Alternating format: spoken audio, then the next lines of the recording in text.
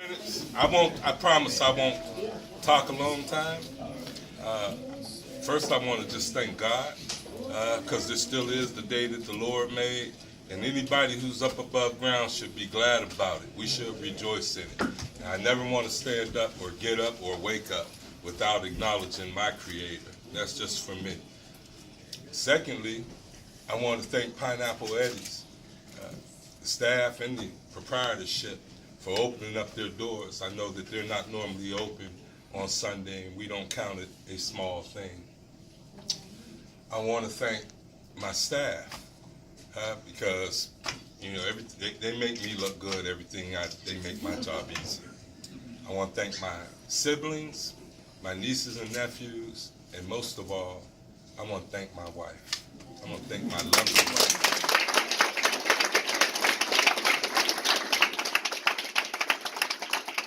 I want to thank all of you for coming out. You seem fit. You believed in enough about me, or at least was curious about me, to come out and say, well, Andre, I support you, or I want to come and see what you're standing on. So you might ask, well, why am I running for Senate? It goes back almost like to 1776 when the Revolution War was fought and the Constitution of Pennsylvania was birthed. Not everybody agreed with that Constitution. For a period, it was almost lawlessness. They basically took power from the governor, and they made it appointed an executive supreme council. That was in November 1776. They ratified it September 28, 1776. It provided for one house of the assembly, and that executive council ruled. The conservatives, who are still kind of like the conservatives today in the House, didn't agree with the constitutionalists, who were a little more liberal.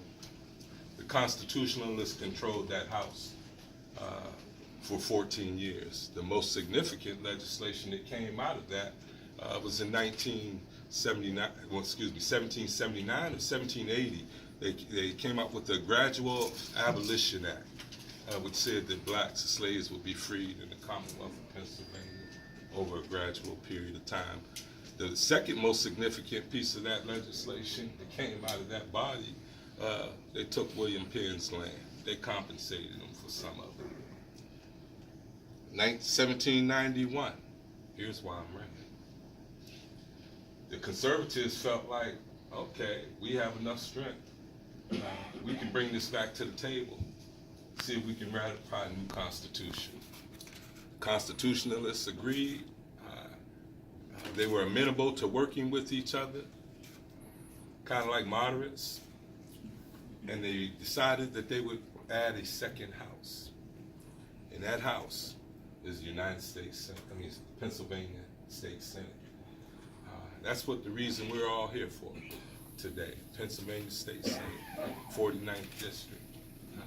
I'm running because I believe in job creation. I believe that this area has its best potential, its best days are ahead. I was a job creator way back when I was a young man. I was a little boy. Antlers Tavern had the brick wall there. My brother Glenn passed the job down to me and my brother Daryl, because every Friday and Saturday, the basketball teams, Mel Witherspoon, Ben Wiley, come down. They drink, and you'd get up on our way on the paper route. We see bottles everywhere. Little boys pick up bottles and smash them off brick walls. And then you come back an hour later, and Mr. Tom got there, and you'd say, can we sweep your lot up? So I was a job creator way back then. In terms of locally, anything with youth or seniors, you automatically get my attention. And so while at the county, we helped establish the Summer Jams program. It was a combination of a lot of effort and work, and sometimes picketing and marching, because sometimes it takes all of that. We were able to establish the Summer Jobs program, and I'm happy to say that that Summer Jobs program has employed almost 800 children, and it continues to grow and will expand it. And that's something because our youth aren't working. our youth aren't working. Anytime you live in a locale in a region where the median income is less than $20,000, something's wrong, and somebody ought to say something about it. Anytime you live in a place where there's a school district, any district, not just the Erie School District, but any district, where 94, almost 100% of the kids need free lunch or free meals, something's wrong. Yeah. Yes. And it's in Harrisburg. So it's Harrisburg that's wrong with schools. It's the funding. It's the funding. Some will say, oh, and here's where you take the lemon and make it lemonade. No secret, I'm running for the Democratic nomination. I already feel like we're going to win. This is not my campaign. This is our campaign. No secret. The incumbent will come and say, well, we got $14 million for the Erie School District. I will say that we never should have needed the $14 million if you treated the Erie School District fairly in the first place. And we're still not getting treated fairly with the funding formula that they have in place.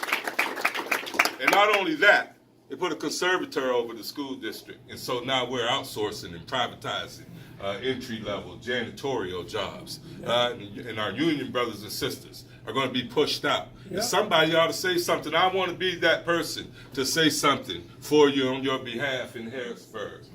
I'm going to be that person. Safety. Safety for all. Big issue, safety. Not just for the citizenry, for law enforcement as well. I donned that uniform before. Yeah. I can tell you, 15 steps in between doorknob to doorknob. That's a scary 15 steps. They have a right to want to go home at the end of the day, just like we might have a right to want to go home at the end of the day. We need to bridge some stuff, some healing, and it needs to start at the state legislative branch. We need to be able to change the civil service test so that we can diversify our law enforcement and our fire departments and all of our public safety. All of our public safety. My background is in disaster preparedness, emergency management. We have trains traveling through here carrying Lord knows what. We have issues like Erie Coke, Lord knows what, which I think is just the tip of the spear in terms of polluting and polluters. So we need people who are going to go down to Harrisburg and speak on your behalf. I say go down, not lay down. We need people to go down. We need people to stand up and fight and not just say, well, we don't have the votes, so I'm not going to bring the issue up. That's right. We've seen that play out here right now. It's playing out right now. We start talking about your citizenry and the workforce development. It starts and ends with the community college. Thank you. It starts and that will be the most exciting thing, the most progressive thing that happened in this area in the last 70 years. And we need it. We need you to lift your voices and come out and add to our voices. I read this book, I love this book. It kind of epitomizes or it's kind of part of my life. I read it every time I go out to any of the schools. They invite me out on Dr. Seuss Day. I go out, of course, I read Horton Hears a Who, right? Yeah. People used to tease me, oh, little boy, I didn't read the book. I hadn't read the book. They're like, Horton Hears a Who. I knew Horton was an elephant. And then I found out the story of Horton. See, Horton found a little city on a speck of dust. Imagine someone coming saying, I got a city, I have people there, and they're trying to convince you. That was Horton's charge. All right, Horton. He tried to convince them, hey, it's a city down here. We need to convince Harrisburg that this ain't the wilderness, it's a city over here. Thank you. That story went on.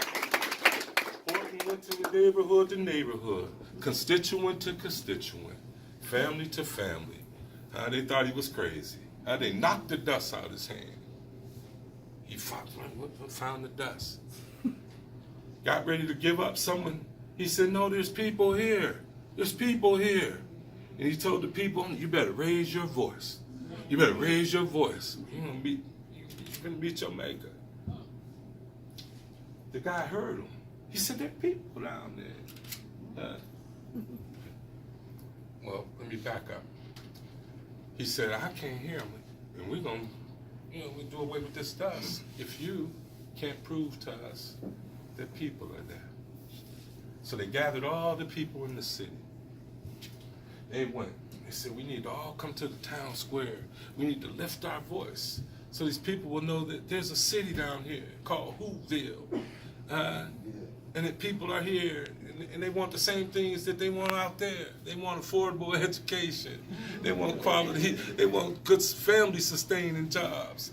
Yeah, okay, but forget lifting the minimum wage. We don't want a minimum wage. We want a family-sustaining job.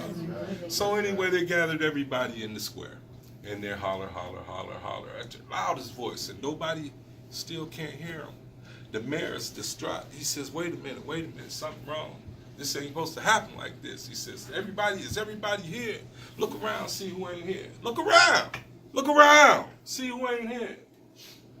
They said, somebody missing. And they went to go get him. They found a boy sitting in the room watching TV. They dragged him out to the square. And he added his one voice to the rest of the voices. And the city was saved. Horton hears who? You. I hear you. I hear you. Horton hears you. Horton hears you. Horton hears you. I heard you. I heard you when we did the summer jobs. I heard you when we went back and we brought the police athletic league back. I heard you. I heard you when your crowd when we came back and we established Empower Erie to fight for the community college. I heard you. I heard you when I established as a co-founder for the Blue Coast, so that our kids could go to school and provide them with safe passage to and fro. I heard you. And I need you to help me to make everybody else here just like Horton hears a who.